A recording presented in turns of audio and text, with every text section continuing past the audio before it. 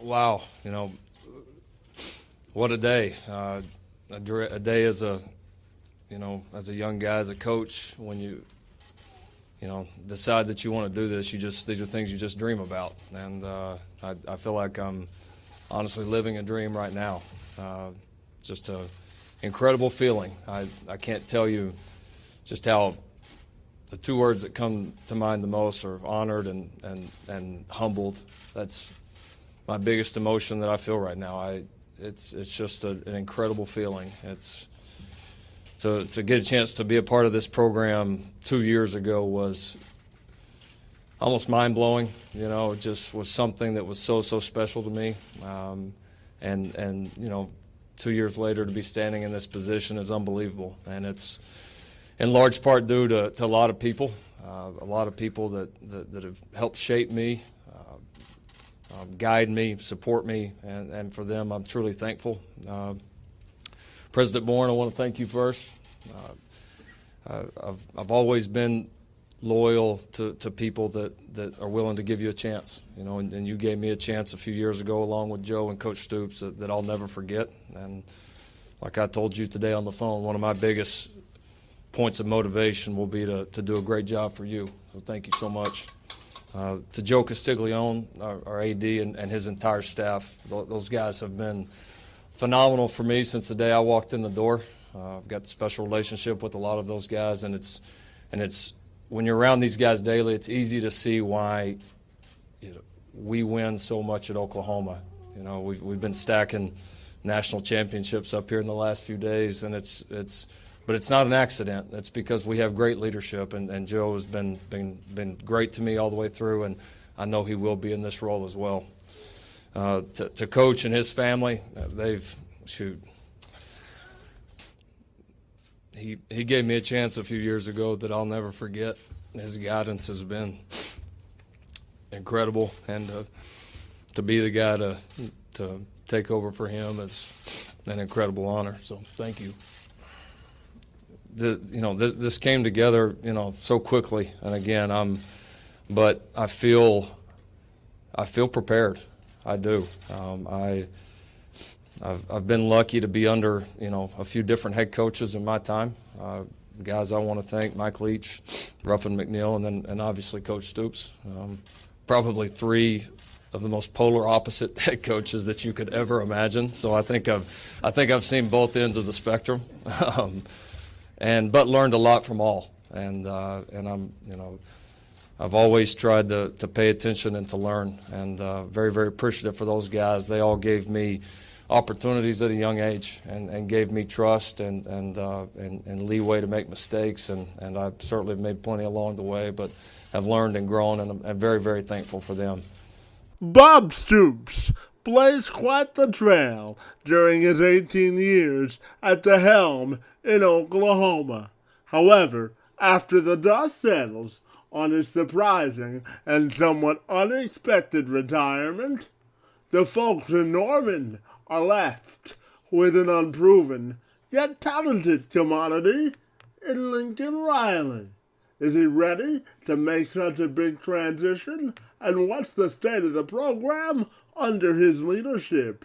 Ryan Aber is an Oklahoma Sooners football beat writer for the Oklahoman. He joined me on Friday to get you up to speed on everything you need to know about Oklahoma football. So first of all, Ryan, we want to welcome you inside the Two-Man Advantage podcast, and we're excited to talk some Oklahoma Sooners football with you this afternoon. Absolutely. Thanks for having me on. So, Ryan, when we look at Lincoln Riley, obviously he's the youngest head coach now in college football. So I'm just wondering your thoughts on whether you think he's ready for such a big challenge taking over Oklahoma. Well, I don't think any 33-year-old or really any first-time head coach can ever be truly ready for this. I mean, he's been groomed for this the last couple of years since he arrived in Norman. He is a guy who Mike Leach saw this kind of potential in when he was just 18, 19 years old as a walk-on quarterback at Texas Tech. But to say he's ready to to be not only a first-time Division I head coach, but a first-time Division I head coach at a program like Oklahoma, it would be a little bit foolish, but he's as ready as he can be at this point. Now, how surprised were the local folks that Bob Stoops decided to make this announcement to retire? Oh, very surprised. I think there wasn't a whole lot of people who expected Bob Stoops to be the head coach at Oklahoma in 7, 8, 9 years, but I don't think anybody expected him to step away like this year, and especially to do it in June when you're sort of in the off season as far as finding replacement coaches. So it was a really big shock when he made the announcement that not only was he leaving, but that Lincoln Riley would be elevated to head coach immediately.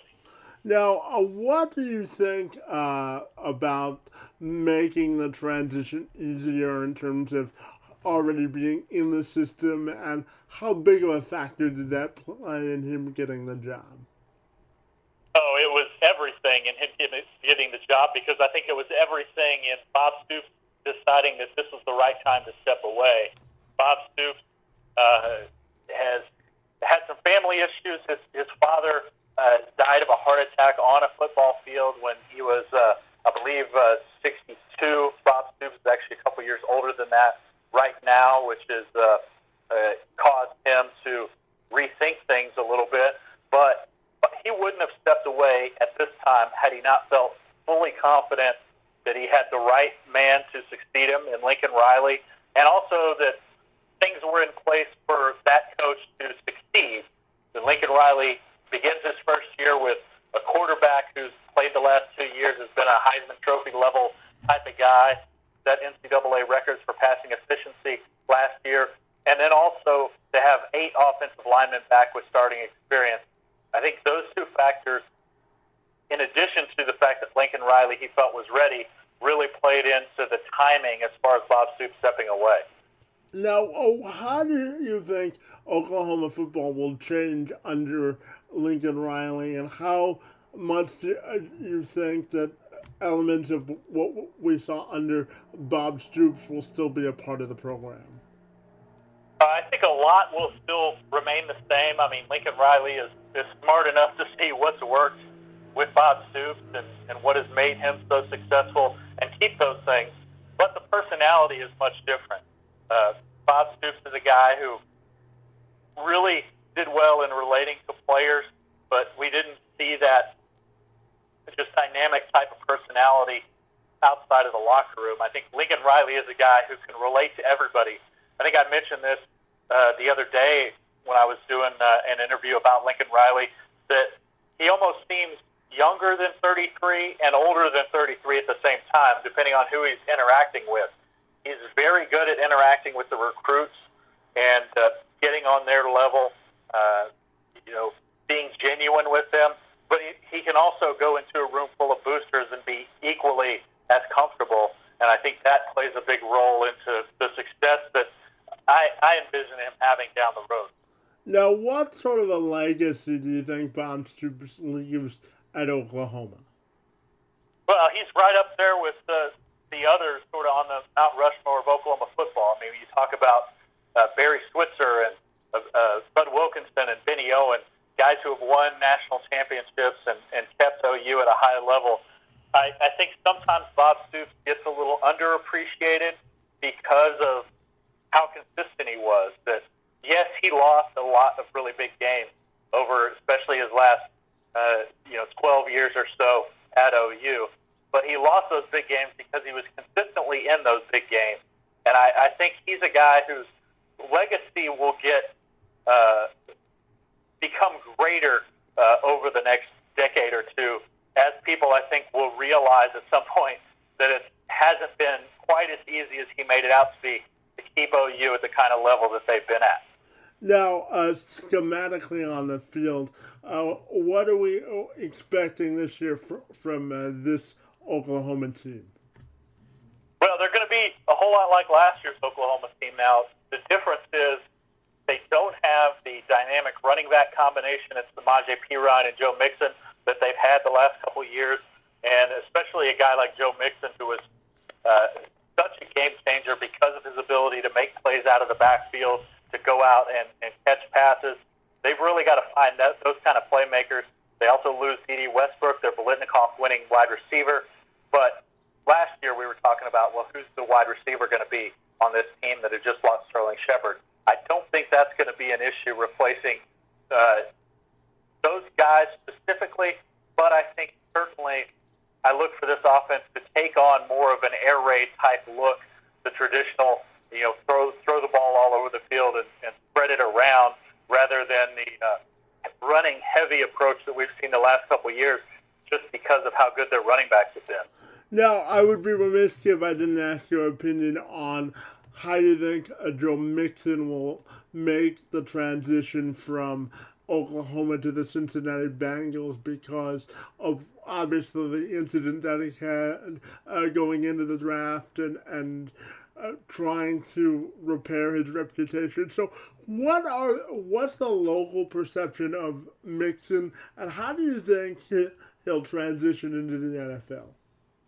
Well, to start off with, the local perception of Mixon, I think, is that he's a game-changing football player, that he had as much talent as anybody. Now, there's a big split, and it's not just necessarily between OU fans and non-OU fans, but there's still some angst over what happened in that incident and the way the fallout occurred. But I don't think there's any question about Joe Mixon, a football player. Now, you talk about his transition to the NFL. I think it's all about how he handles the off-the-field stuff. And if the Cincinnati Bengals put him in a good position to be able to handle that stuff, to be monitored and make sure he has solid mentorship from veterans, I think there's no doubt that this guy can be a star in the NFL. I mean, he's proven time and time again on the field, when you're not taking into consideration the off-the-field issues, that he can produce. To me, he was one of the most dynamic players in college football last year. It just certainly got overshadowed by everything else that had happened up to that point. But yes, he dropped down some in the draft. He would have been a first-rounder in my mind easily had he not had that incident hanging over him. But it's all going to be about how he's able to handle the off-the-field stuff, because I don't think there's any question he's an NFL player on the field. Now, what do you think Bob Stoops' next move is going to be? Do you think he'll take some time off? Do you think he'll jump into broadcasting? What are people saying about the future of Bob Stoops in Oklahoma now that he's gone? Well, around here, a lot of the talk is, well, will he ever coach again? Will he take a jump at the next job that comes open, and whether that be Notre Dame or USC or whoever that may be? I think, to me, though, I don't think there's any doubt in my mind that Bob Stoops coached his last major college football game. He had said, really, for the last 15 years, that he didn't want to coach until he was 70. He didn't want to be a guy who was just hanging on to hang on. He wanted to be able to enjoy his life after college football, and I think that that's the phase of his life where he's at right now. So I don't think he's ever going to coach again.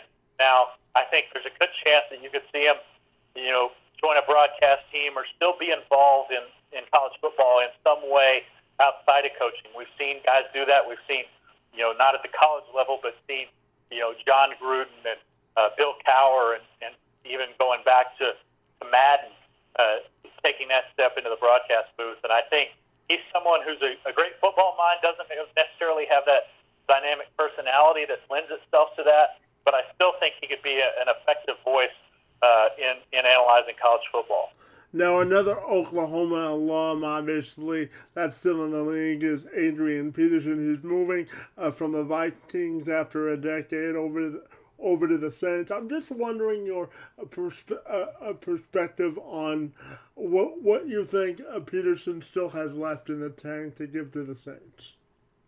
Well, I don't think he's going to be the all-time leading rusher that maybe we thought he would be a couple years ago. But I think he's still got enough to be effective, especially in an offense like New Orleans, where he's got some weapons around him, where he doesn't have to be the guy like he had to be in Minnesota for so long. So I think he's going to be effective again. There's questions over his durability at this point, as he's suffered some injuries over the last few years. But I really look for a solid, not overwhelming season from Adrian Peterson. And what incoming freshman do you think will have the biggest impact on this Oklahoma team? Well, I think, to me, I look at the wide receiver group that's coming in as some of the guys who have the biggest chance to contribute immediately. Guys like C.D. Lamb and Charleston Rambo, I think those two names in particular are guys that have a chance to make a big impact. And wide receiver is so often a place where a young player can come in and have an immediate impact because it's not that complicated of a position as you relate to anything else. But I think another couple guys that I really look forward to seeing this year are the running backs, whether it's Trace Sermon, the young high school wide receiver from Georgia, or Kennedy Brooks, who is from Mansfield, Texas, who wasn't able to go through the spring but has been there for the summer. I think probably one of those two guys also has a big impact on this team moving forward, and they really need that. You know, nobody expected Samaje Perine a couple years ago to be the freshman running back who had a big impact for the Sooners, and I think that one of those two guys has a chance to certainly not turn in Samaje Perine type numbers, but to still be very effective and help this team work to achieve its goals. Now, Oklahoma always enters seasons with high expectations, so I'm wondering how you believe Riley will handle those expectations from fans as he makes the transition into his new role as head coach. Well, Lincoln Riley's been around Norman long enough, I think, to understand the weight of expectations that come with this job. He knows that your expectations start with winning the Big 12 and then continue to getting in a college football playoff and winning a college football playoff. So I think he has no illusions that he can come in and expect any less than that, and expect to, one, keep his job, and two, to be thought of in the way that any of those other coaches that I mentioned earlier have been thought of. So, but I think he's got the right demeanor to handle those things. He's not a guy who's going to let situations overwhelm him.